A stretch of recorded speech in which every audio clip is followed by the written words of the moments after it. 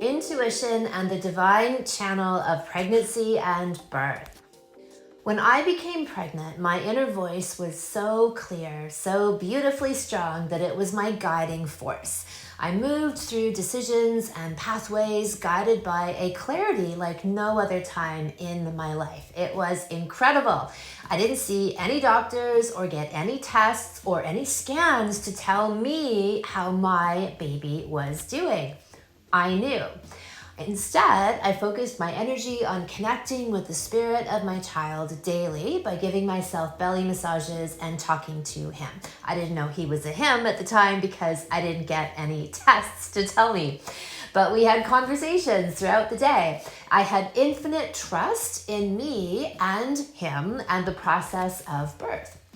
In First Nations Indigenous cultures in North America, they talk about how men need sweat lodges to connect to the divine because they don't give birth and they don't have periods.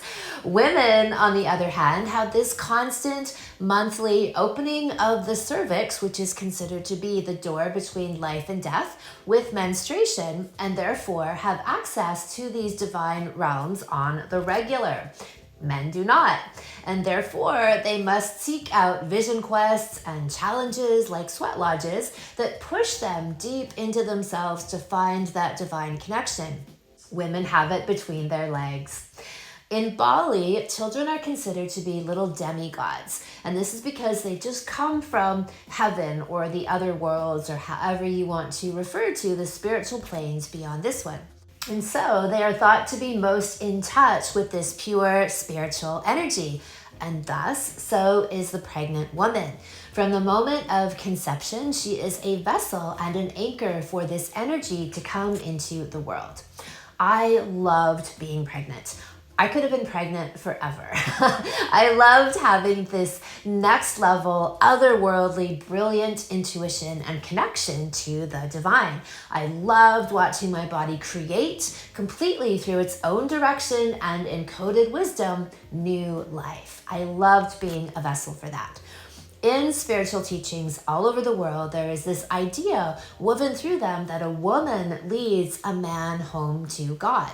She is more in touch with these divine realms because she is the doorway between them. So the woman, through her vagina and through her cervix, and especially through birth, she's a portal to God, to the heavens, to the spiritual worlds. Her entire pregnancy is a heightened state of being in which she has greater access to these areas every moment of her existence. How incredible is that?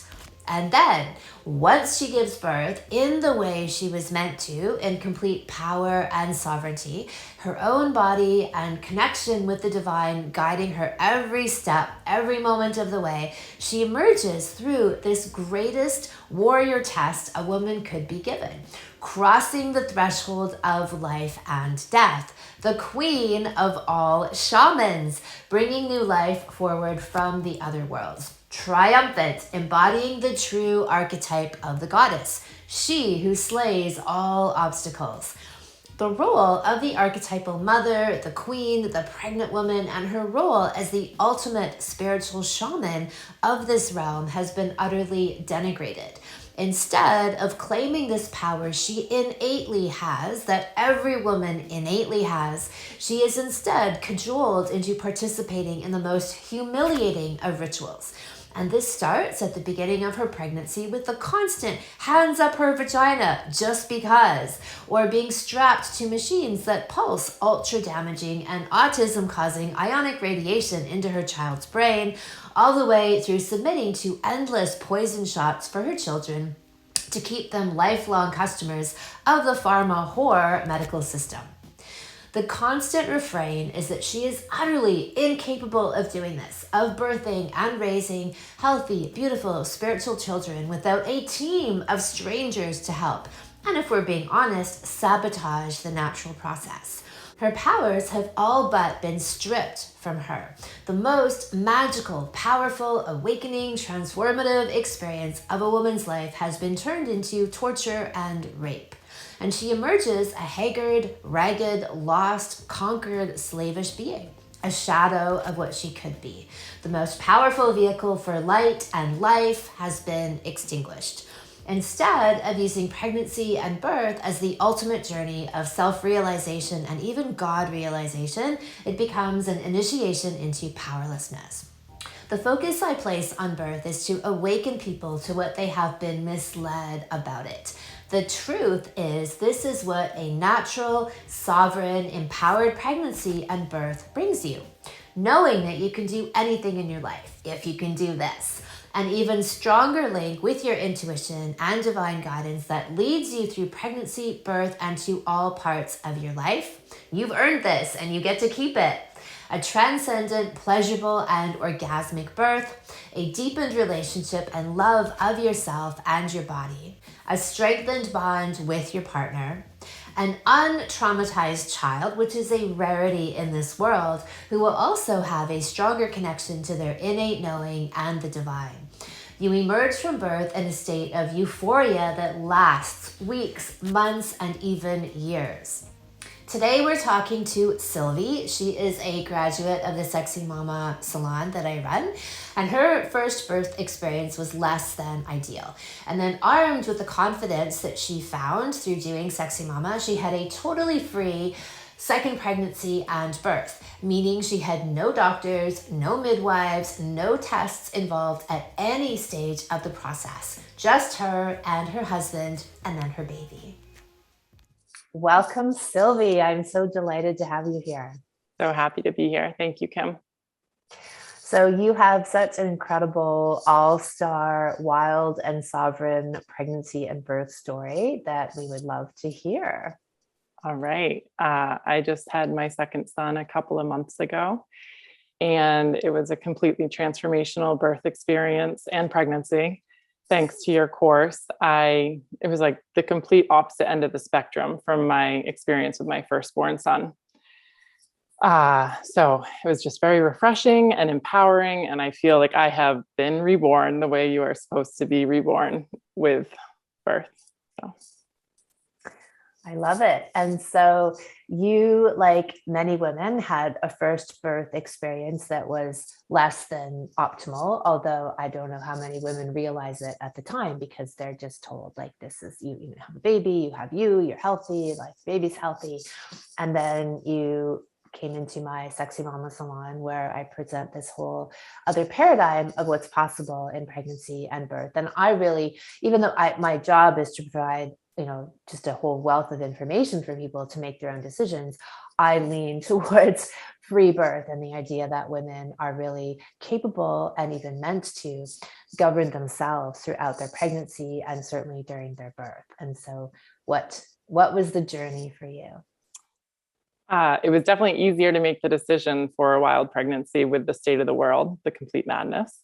But so I had started with my first birth at a birth center where I thought it would be respectful. And it very quickly became apparent that it was not, as they were pushing the flu vaccine on me and telling me I needed to get the chickenpox vaccine. So I left their services and found a home birth midwife. And I was naive. I just thought that home birth meant that my wishes would be supported. I wasn't aware of all the rules that they come with and they don't disclose necessarily. So probably a week before I gave birth on my estimated due date. And a week before, my midwife sent me for an ultrasound. And at that point, I had a pretty strong gut intuition that ultrasounds were not good. But I bowed down and I drove in torrential rain to have this ultrasound, and the ultrasound tech laughed and she was like, "Your baby is in position and perfect." And my midwife had she was like, "I can't find your baby." And I did know deep down everything was fine. But that is just one example of the kind of relationship that we had. It was very much, she was the authority figure, and she always had two other women with her. And so when my sensations began, I didn't even want to call her. I emailed her. And that now in reflection shows me how much I did not want her in my birth space. when they arrived, I had planned on birthing in my bedroom because it's my safe space. I love it. It's where it wasn't where our baby was made, but it's like one of the places we love to like make love, and it's our sanctuary. And I realized very quickly I didn't want them in my bedroom. So we went into a room that we call the healing room to set up the birthing pool. But that was just because I didn't want them in my personal space. And then that was just kind of, it was very quick. It was 4.5 hours. But as right before my son was going to arrive, she told me I needed to get out of the birthing pool because she saw blood. And she told my husband to have our bags ready because she was calling 911. And we were both in complete shock. Like, what the fuck? Everything is fine, we thought. I mean, it's been 4 hours. It's been super easygoing and chill. And the EMTs arrived and they looked at her like she was batshit crazy. And they looked at me and they said, "You can birth your baby." And they were very respectful. They left, they went outside. But meanwhile, like in the 9 to 11 minutes of waiting for them, I was forced to be out of the birthing pool. I had to be on all fours. She hooked me up to oxygen. She had one of her assistants like teaching me, coaching me how to breathe. I was hyperventilating probably because I was holding my baby who was pretty much like I was having to prevent my body from doing everything it wanted to do to birth my child. She was telling me I could not birth my child for safety reasons. And it was such a mind fuck.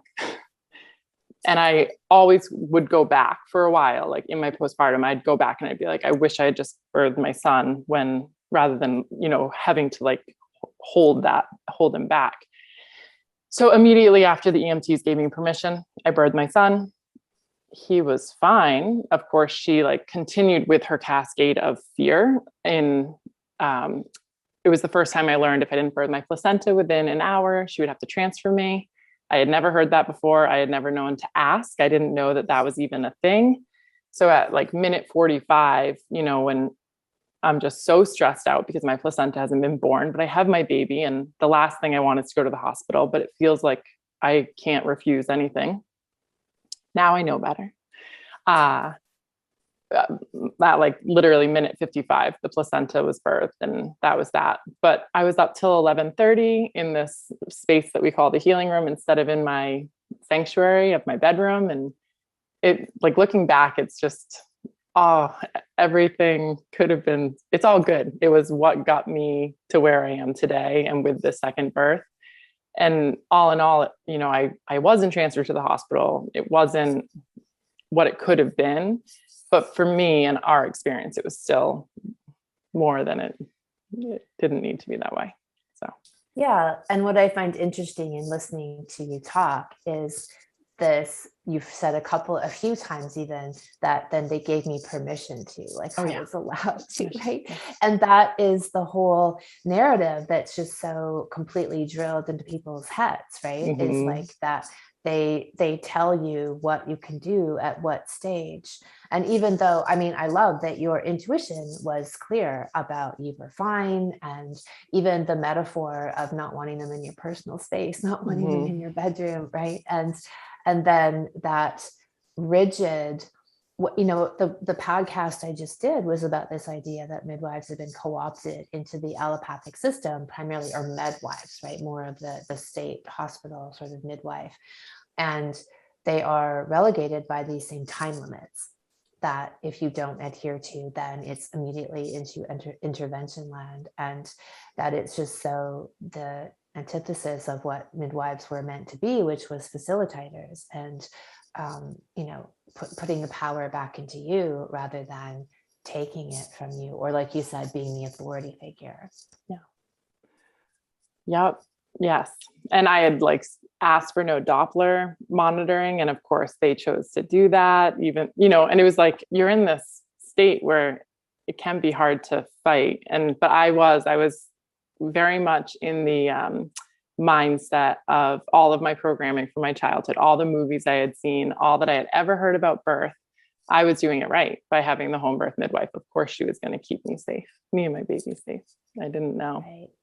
Right. Well, you did reasonably well. You did pretty well I considering did. like, what could have happened or like the things they could have done it. And thankfully that the EMTs came and were like, huh, Yeah. no problem here, right? Because they were probably the point, which if they had said, no, we got to just, it's protocol or whatever, we need to take her away, Right. it could have been very different. And miraculously, that even with those interruptions, you were still able to proceed, because for many women, that amount of interruption and interference might be the stopping point for them, right? Which then becomes labeled stalled labor, and then needs more interventions, when it's really just the fact that people were interfering with a natural process, that it's hard to get back in that flow again. But it's amazing that you were able to. Shows a lot about my very determined sons. And I'm determined too, but the combination. So then what shifted? How did you emerge out of that experience and into what you recently did? I was in a pretty dark spot, even though I was like showered with love and meals, and my postpartum could have been considered really supported and blissful. I went into a period of just like complete confusion around the transformation into motherhood, but I always wanted to be a mother. So it just didn't really make any sense, like why I was struggling so much. And I had lost touch with who I was. And I've followed your work. I saw your new course, the Sexy Mama course. This was a couple of years ago. And I emailed and I said, is this appropriate? Even though I'm not pregnant, I will be at some point, again. And you guys responded saying, of course, because you have lifetime access and, it's just valuable information regardless of where you're at. And of course, it has like the salons with information on stuff that's so important for when your child is growing up. But at first I wasn't sure. And I'm so happy I made the investment, because as I was going through the weeks and doing the calls with you, in one of the calls, I shared with you a bit about my birth and my postpartum depression that I was dealing with, or like what I guess you could like label as whatever. And I don't really PTSD. I don't like labels. Yeah. Some PTSD, like I don't even acknowledge as though that's a real thing in terms of a natural outcome of, just having been pregnant. I would say that pretty much every case, I haven't looked at every case, but I would say that it's a result of having an interfered with birth. Is that then women are dealing with the fallout of that on some level of this experience being robbed from them in varying degrees, right, of violation, and that they're struggling to come to terms with it, especially when they can't name it, especially when they can't acknowledge that this did not go, or they can sort of say it didn't go the way they planned, but then they get the pat on the head and it's like, well, just be grateful, dear, like everything's fine, baby's fine. And some people I know have just gone through it, and I spoke to them last night and did a sort of debrief with them, and they had like enlisted in the hospital system. They'd had several miscarriages in their relationship, and I think they were scared. And so she's older, she's in her mid-40s. And so she gets labeled as a high risk geriatric, is the term they like to tell them. So they were invested in that system. And I just watched from the sidelines being like, I just think it's so difficult to enter into the system. And then people think that they're going to end up with a natural birth at the end of it. And it's kind of like a giant pyramid scheme. They're not going to let you get out of there without, so she ended up with a C-section, like, of course, it's a major crisis, blah, blah, blah, emergency, blah, blah, blah. It's like, it becomes a manufactured one in that setting, but they were enrolled in the process the entire way of like getting tests throughout the pregnancy, ultrasounds, tests, appointments, fingers up the vagina, hands up the vagina, as some unnecessary but very ritualistic, act. And of course. And so, we were debriefing because at least they're acknowledging like the violation that's happened and processing that, rather than just being like, well, like it was just a big emergency, and which I think there's some of that, but just had to happen.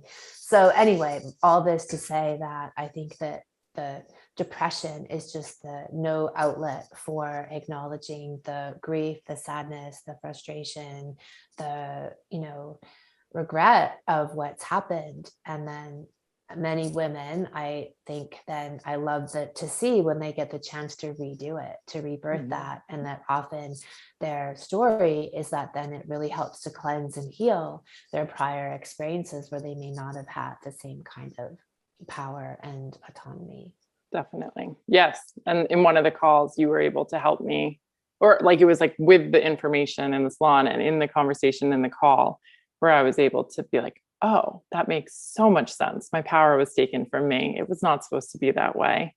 Of course, I'm confused, like so that was literally like the door opening for me. I remember so distinctly because it was around this time of year. And I remember just like looking outside after the call and being like, okay, like I can see in this. It was really refreshing and helpful.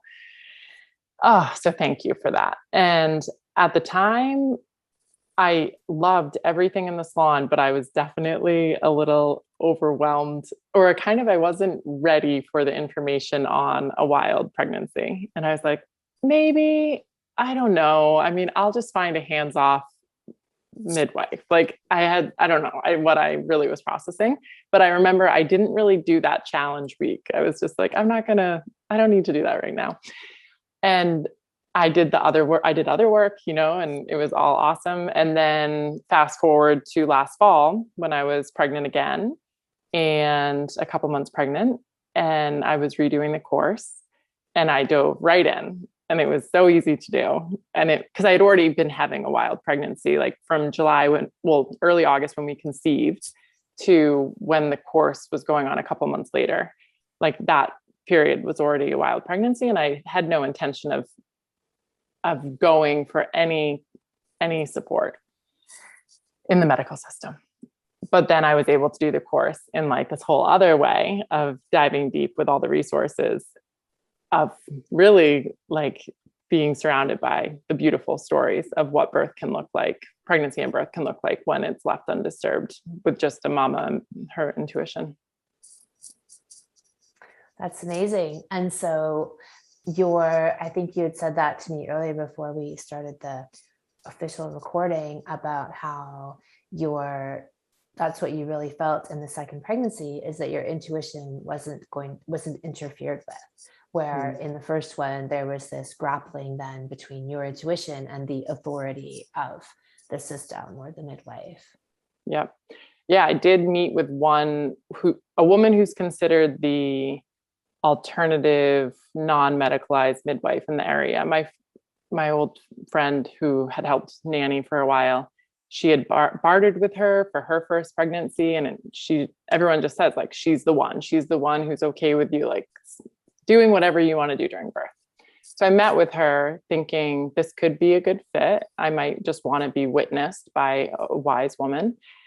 And she said, I forgot but she was like, and I'll have Pitocin with me. And I was like, excuse me? And she was like, in case your placenta needs help. Like, and I was like, because she said she'd be willing to sit in her car in my driveway while I birthed, even that, I was like, I don't even want you in my driveway.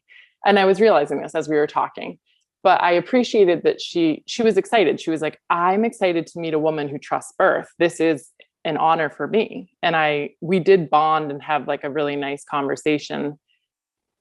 And I think that she is great, but it became very apparent that she didn't trust birth completely, because she firmly believes, after her 30 years of practice, that if the placenta is not born quite soon after, that she needs to intervene. And that's when I was like, yeah, I can't. And I told, when she asked why I wasn't hiring her, I told her, and she was like, well, I don't have to. And I was like, no, but your fear is already there. And I was able to then realize like when someone else comes in with fear or baggage, what that can do to the space. So I did not continue that business relationship with her.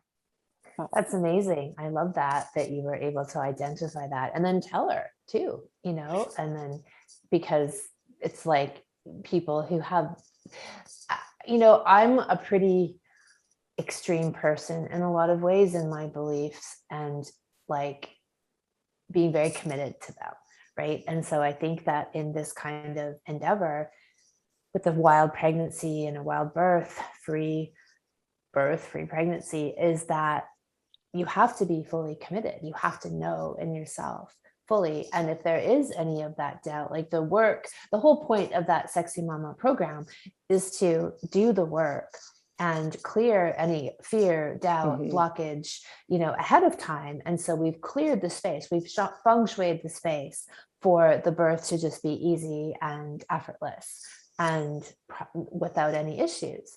But without that being done, or anything that's brought into the space is all reverberations and felt in the experience. So you went ahead, so your pregnancy was basically without any kind of monitoring. Right. I just did a lot of different meditation, like where I'd lay in bed at night or during the day, and I'd tune in with my babe, but nothing professional, with no one other than, I guess I did have a blessing way with some wise women who are in the authentic birth keeper realm that I became connected with, again, thanks to your podcast, because you had interviewed Emily Saldea of Rebirth Society and Yolanda Norris Clark. And then I learned about the membership program that Emily runs. And I was able to join that and meet some radical sisters in the area. And they did a blessing way for me.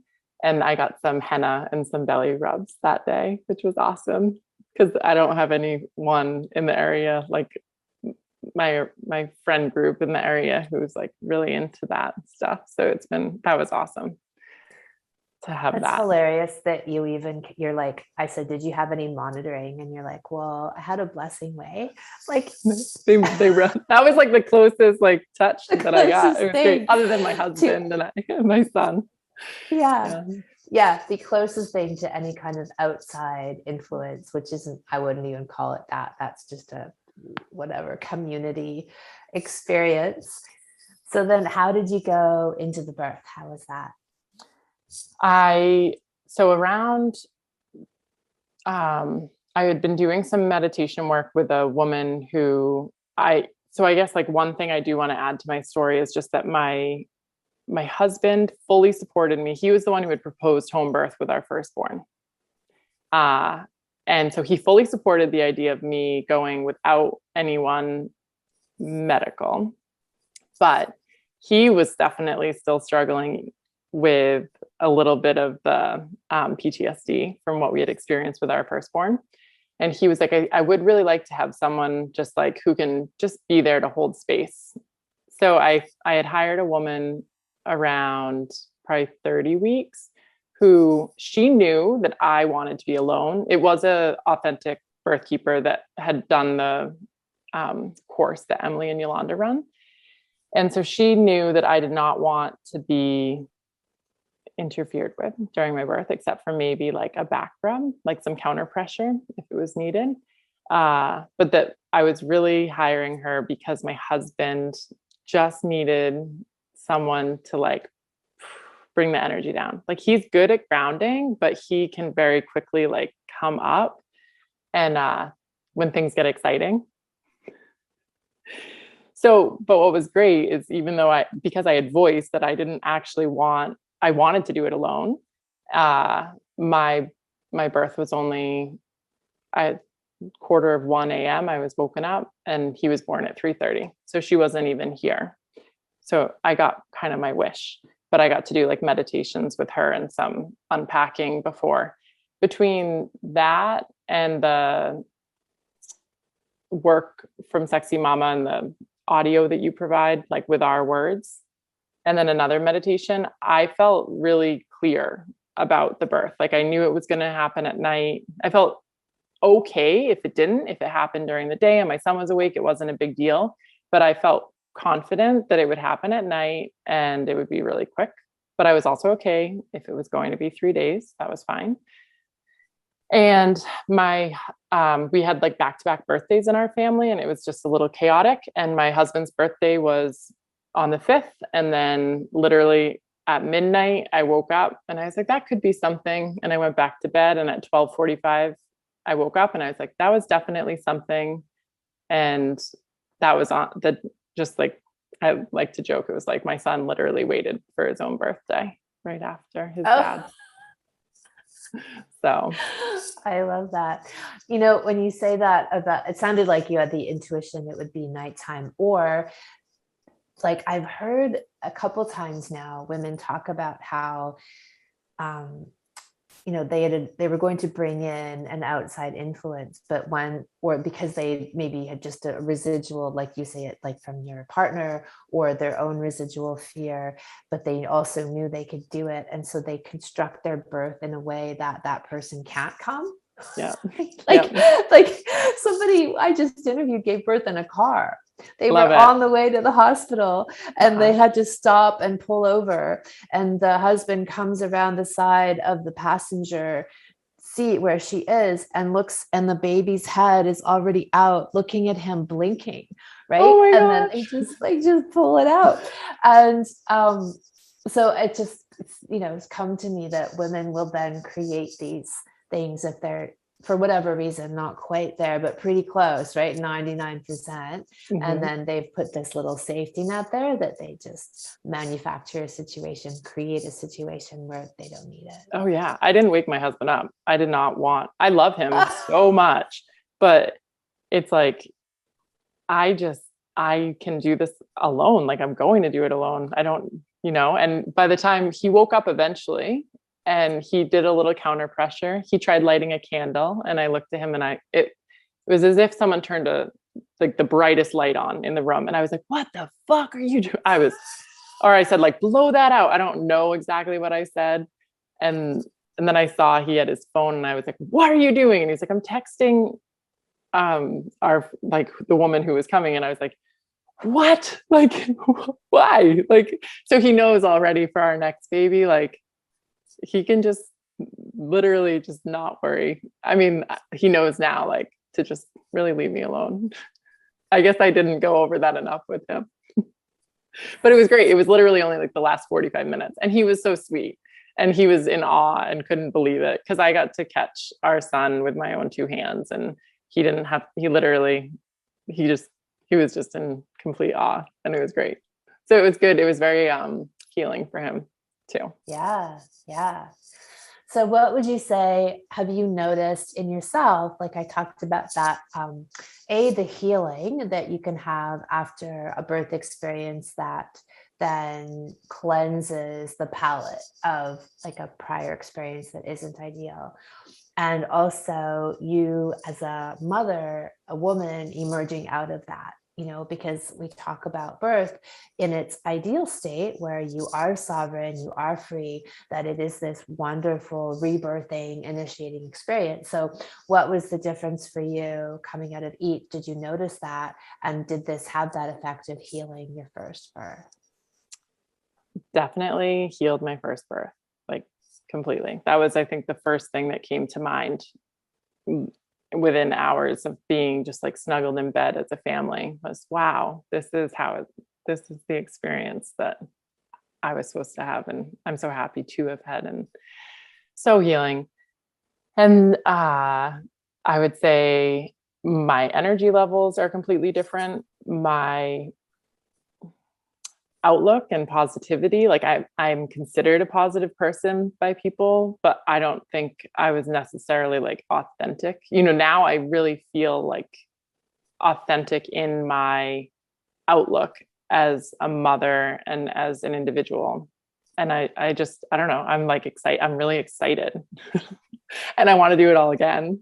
It was just awesome where I'm like, yeah, I totally want to do that again. And I would love to tell everyone my story. People generally don't necessarily, you know, they're kind of like, what? Because people are so brainwashed to believe how it should be, like all the interventions and the discomfort. So I feel like I shed a really old skin and I feel great. And how many months postpartum are you now? How old is your baby? Exactly five as of like 2 days ago. You look radiant. Thanks.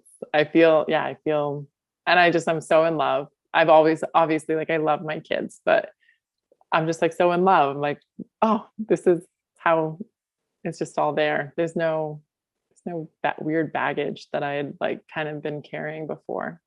So. And that's interesting because I think that so many people live with that baggage and they have no idea where it comes from. And that's why this has become a major focus in my work, is that in a couple's relationship, in even their sex life, the trauma that they sustain in a more intervention oriented birth is massive, but nobody understands that or acknowledge or even knows that to look there as a source for that. And that's why I do a lot to bring that attention and to reframe what it can be for people as the ultimate cumulative orgasmic act out of their sex act.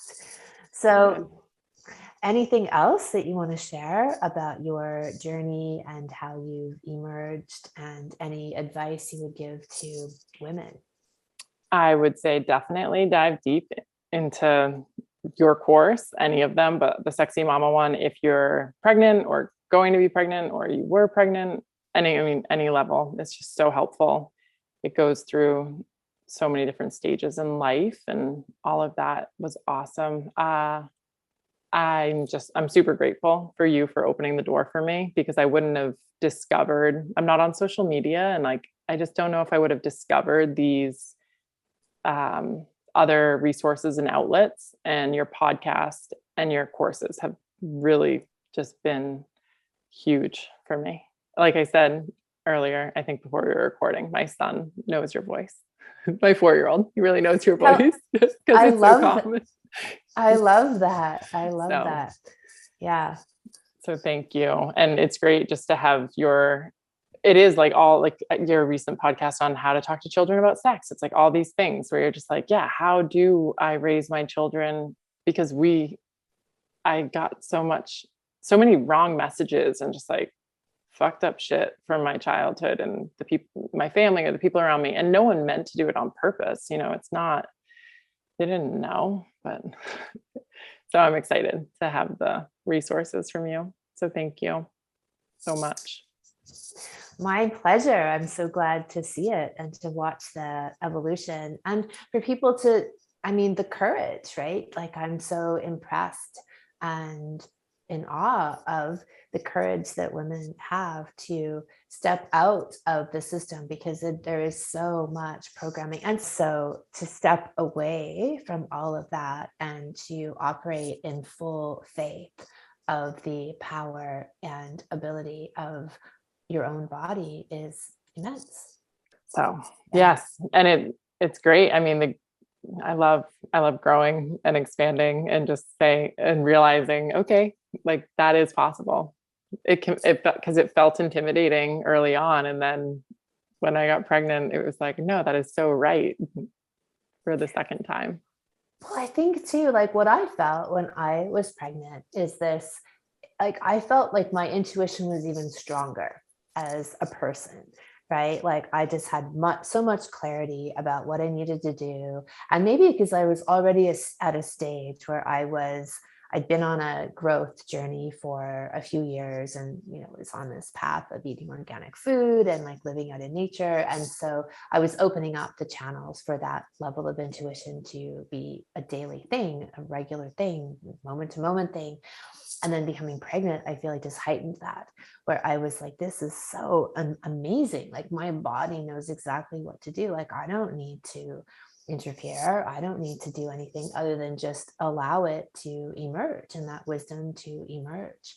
So it was really clear to me. And I thought that, and I guess like when I hear women talk about like being, they hated being pregnant, right? And I was like, how could, like, to me, the only way I can see that is if they already have a really difficult relationship with their body, and it's difficult for them to be in their body, right? They're quite dissociated from their body. And so because pregnancy brings you right in, or it's meant to, that they can't deal, right? That's really awful for them. I think that's exactly right. When someone's disassociated or they have trauma that's unresolved, they don't like pregnancy. I love being pregnant. It's great. Yeah. And the spiritual like awareness piece is so true, because I think I was just not fully I wasn't fully in my power, like as a person when I got pregnant the first time. And then I hired the midwives, that whole story. But the second go around, what a difference. And you're right. Yeah. Your intuition is like so much more clear. I know, I kind of wish Powers. that pregnancy state could last forever, right? But Yeah. but I think when you have an empowered birth, it does. Like there is a massive carryover. Maybe it's not quite as heightened, but those gifts of the intense the real connection to your inner voice and being in tune with your body, and then that sense of power and knowing that you're this divine channel, I do think that that carries over. Like you're wearing that now, right? Like you become that, you emerge as that newfound and fully owned person. I agree. I think that it definitely carries over. Totally. Yeah. Thank you so much for all of it. Which experience would you rather have? You get to choose. The other big lie is that birth is such a random, out of your control endeavor that you are simply at the mercy of whatever fate throws at you. Nothing could be further from the truth. You can seize the power and create the pregnancy you want and create the birth you want, but it doesn't come without effort. The programming and hysteria around birth is massive and it can seem daunting. But you can rewrite the entire story from the depths of your cells, going further than the superimposed trauma that's been deposited there, down into the wisdom and knowing that every single creature on this planet has. Naturally. My Sexy Mama Salon is all about how to get there. We strip away the programming and the brainwashing to bring you back into your center and your power to know that you alone, you with a partner, have every iota of knowledge and wisdom within you to do this and to make it the most orgasmic, self-defining, rebirthing moment of your life. Check out the Sexy Mama Salon at kimanami.com. Look for Sexual Savant Salons and then click on Sexy Mama. The salon is open now for registration.